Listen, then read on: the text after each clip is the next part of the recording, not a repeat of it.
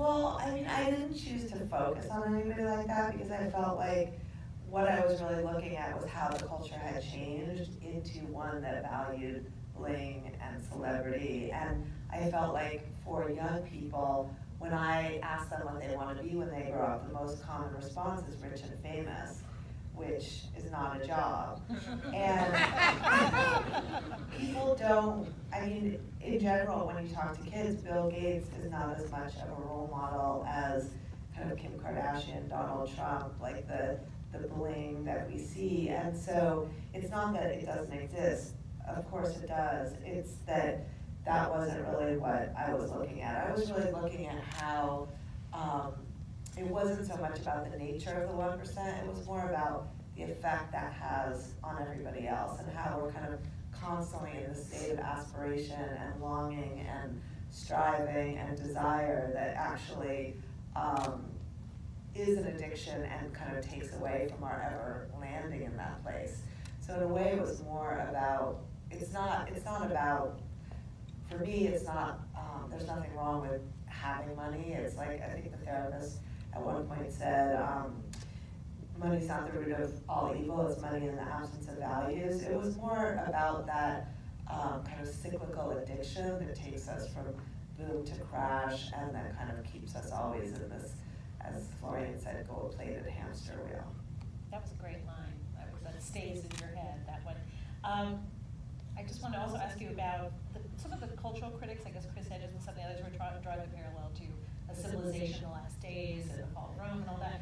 Was there any point when you're making this, hearing all this, that you're just almost like, this is too depressing, I mean, it was so...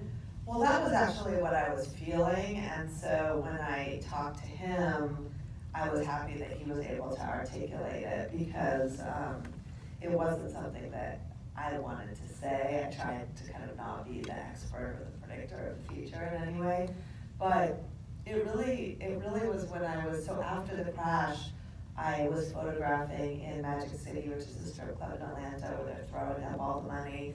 And I also went to a club in Vegas called Marquee, which is the highest grossing nightclub in America, where people spend up to $50,000 on bottle service. It's the place in the beginning of the film where you see the Champagne Ferry come down.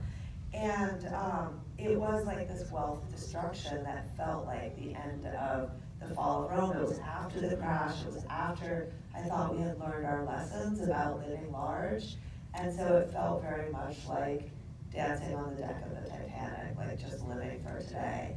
And so that's really what I was feeling by what I was seeing. But then I also thought that that's kind of one track, but that there was also the possibility for changing track and kind of going in another direction. But it was interesting because somebody said the problem is that now we will destroy the whole civilization along, we have the capability to do that, as opposed to in previous times. So that added like an extra layer of... I mean, I feel like the anxiety that we feel on a daily basis with Trump, like, for me, that really spoke to that. I mean, I think when I first did the interview, I thought maybe it was going too far, but that was kind of how it felt, like that we really could take everybody down. And we did with the crash. I mean, that was kind of, in a way, the first time where I saw how we were all connected and kind of making the same mistakes and having the same consequences. When the crash happened, and from Iceland to Ireland to Dubai to the Inland Empire to Florida to a billionaire to working class plumber in this area, basically, that everybody was kind of going through the same thing. In different degrees. Yes, question right here. So first of all, to ask me a question, I wanted to say I've done the same thing on Instagram Noah did, like, so I don't feel crazy. It made me quit Instagram because I realized it's a giant illusion. But I was gonna say, do you think this whole like hyper-consumerate society we have, with the insatiable appetite stuff, has led to this mass depression everyone has? Yeah, I think, I mean, the therapist actually said that the goal of being rich and famous, which is that kind of famous for being famous thing that starts with maybe the Kardashians, but keeps going on social media, that leads to depression. And I think that depression and anxiety are related to social media and technology, and both being disconnected, but also constantly comparing. It's like the thing about how we spend more time with the people we know from television, and we're comparing ourselves to them, how like keeping up with the Joneses and keeping up with the Kardashians. But then with social media, it's almost like we're constantly in a state of collective FOMO, where it's like either, you know, we want that thing, or we want to be at that party, or we want to be on that vacation, and it makes it very hard to just be happy with what you have and be present to, you know, your own kind of wealth. Yeah, absolutely. Do we have other questions out there? Right Yes. here. Oh, right here? Okay, we'll go you next and you now. You back there. Do you want me to go? Yeah, you go first. Hey, Lauren. Hey, Raul. Oh, hi!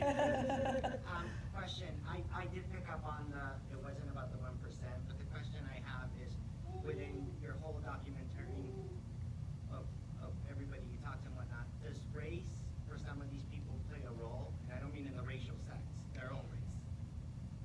I mean, for me, it's like in the same way that gender, like, for me, girls' body image was kind of a case study for how capitalism takes advantage and exploits insecurity. And I saw the same thing, not just with race, but also with poverty, like with the kids in Atlanta who were saying they want to buy the $700 shoes, that there was the fake it till you make it, and kind of, in a way, the consumption is connected to the insecurity. So I think it's colorblind, but I think that anybody who has any kind of vulnerability or lack of power, or needs to prove something, or doesn't have as much of a shot at social mobility, which is basically just about everybody who's not rich nowadays, I think it plays into it. So in a way, what I saw was that it was colorblind and across border, across gender, across age. But I think that the more kind of vulnerability or in a way, wherever there's insecurity, there's a great way to exploit.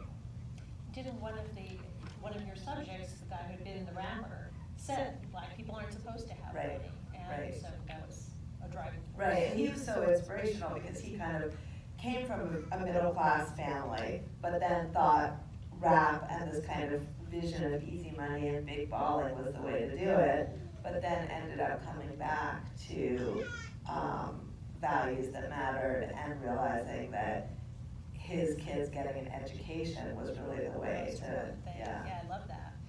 The person that yes, right over here. Hi, I love the film, and congratulations, it's really moving, but also obviously very troubling.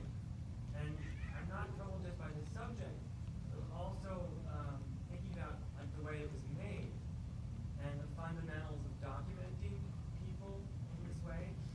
There's a line in the film, and it's not a direct quote, but it's a kind of cautionary tale line. It says something like, "Human beings have become commodities that we exploit for profit." And I just wonder, like how what you do with your camera and your framing and editing and contextualization of your subjects, like if it's any different, and if you ever feel that you're perpetuating the problem or commodifying or exploiting people through your work, and how you deal with that. Yeah, I mean, that's a good question. I think you could bring that up in any documentary. I think you can see from the kind of way I work, though, in the film that it would, like, there are way better ways to kind of make a living or make money. That's not what drives any of us. I think that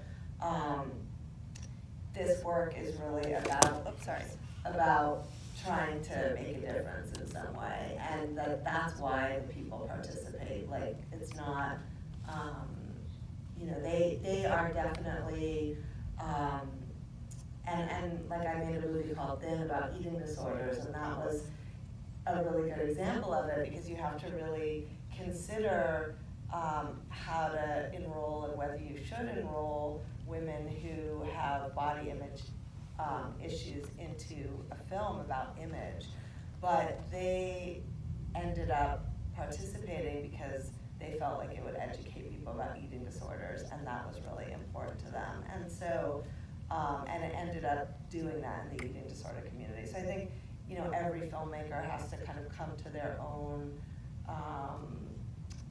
kind of conclusion about how they negotiate the different pressures, but I try to really show the humanity and bring out the voice of the people in the films and in the pictures. And a lot of them, you know, came to the show and have come to the like the festivals and stuff, and are very much on board with the message of the film. I wanted to ask you, I'll get to you in 1 second. I just have a quick question about your relationship with your mom, because there's all this much larger stuff, and then there's this very intimate connection, and she'd taken you to Mexico and all of that, to Chiapas, I guess. So how was that uncomfortable for her, or how did that go? I mean, I think the discomfort that you feel when you watch it was very real. It was also, I think, cathartic in a way, in the same way when I am talking to subjects, and sometimes there's this kind of magical space where things are revealed that are not revealed off camera. When I was making Queen of Versailles, David Siegel was telling me things that he hadn't told Jackie, and Jackie learned stuff about their lives by eavesdropping on one of our interviews. There's kind of that intimate space, which even when I interviewed Noah, was very different than any conversations we've ever had. And so, is that because the camera's on them? I think it's because a mix of the camera, but also it's just a very intense listening. It's something that, like, in the middle of multitasking and all the other kind of roles that we play, it's not that intense kind of listening, total focus on the other person. Yeah. And so that was, I think, a real gift for both the relationship with Noah and the relationship with my mom. But I mean, I also am very much like my mom. Like you mentioned, I kind of went into anthropology or anthropological perspective because of her. I also really followed a career because of her. And I think there was a resolution at the end too. So, but yeah, it was all very real and uncomfortable. But revelatory, yes. So yes, the person who's waiting, yes. Okay. By the way, congratulations on such a wonderful film. And you obviously have a very prodigious imagination, and you work very hard, and that really comes through. But I was wondering, I mean, there are a lot, the world is very complex, and there are a lot of people who have gained a great deal of wealth in our society who are very well adjusted and don't have these troubles that you show come from the desire for money or from one's having money. Or you made a conscious choice not to juxtapose that to these other people.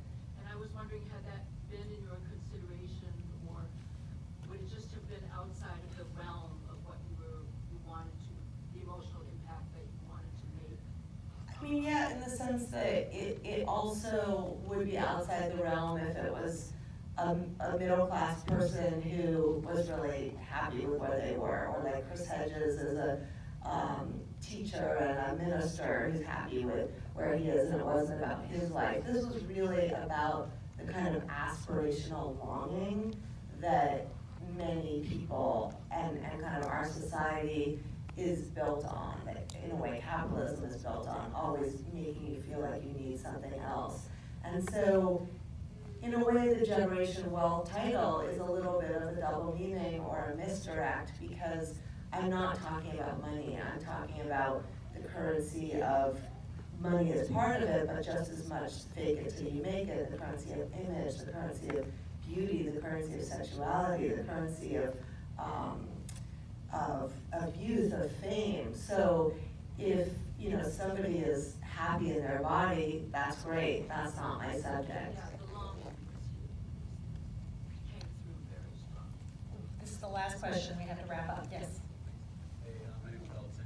Thank you for the film. I really appreciated it.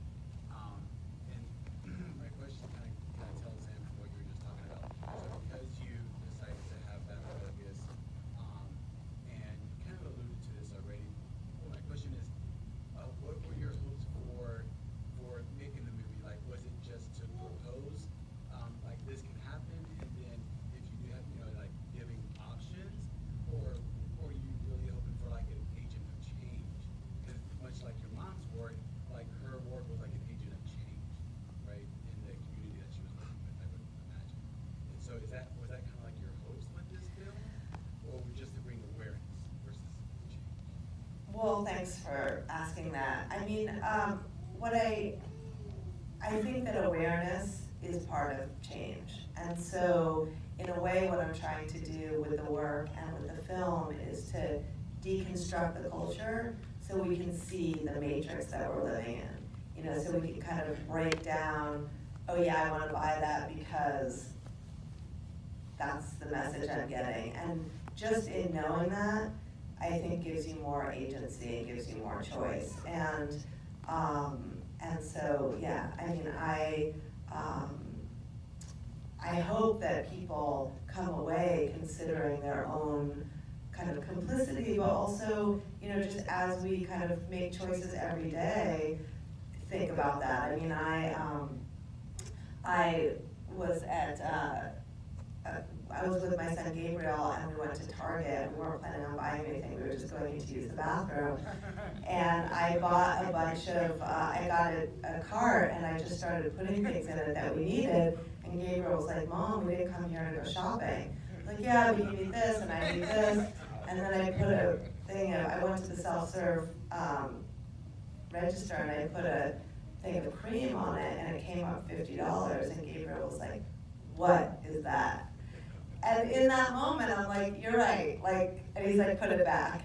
And I did. And it's just kind of like, I mean, sometimes it's the kids that in this film that wake us up to the kind of folly that, we're living in. And I think that it's very hard for anybody to be completely outside this. I mean,